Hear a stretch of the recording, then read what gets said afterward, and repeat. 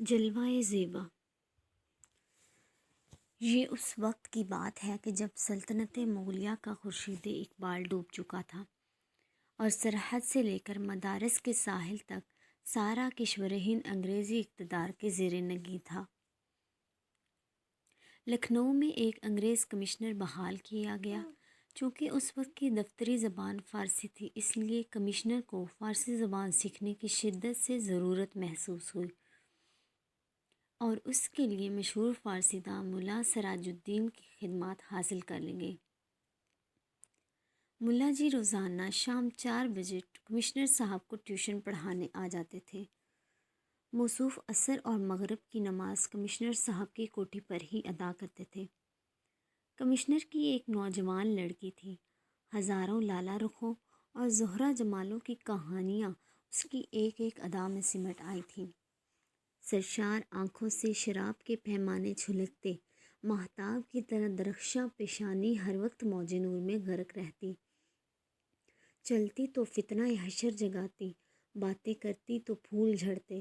جمال و رعنائی اور حسن و دلکشی کا وہ ایک مجسمہ تھی کہ مغربی تہذیب کے گھرانے میں بھی وہ ہر وقت پردے میں رہتی تھی۔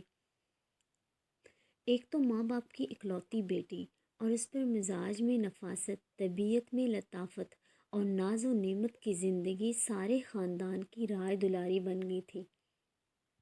سیرت و خصلت کے اعتبار سے بھی وہ نہایت پاک طینت، نیک سرشت اور نہایت شریف الطبع لڑکی تھی۔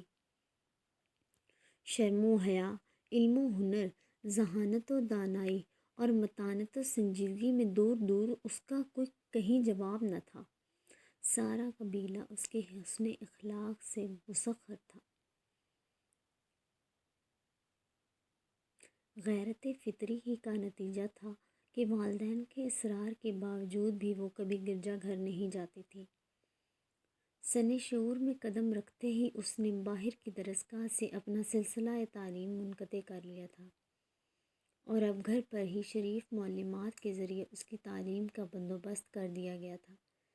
علوم و فنون کی مختلف شاخوں میں مہارت رکھنے والی معلمات اپنے وقت پر آتی تھیں اور سبق دے کر چلی جاتی تھیں۔ تدریس کا یہ سلسلہ صبح 8 بجے سے شام 4 بجے تک جاری رہتا تھا۔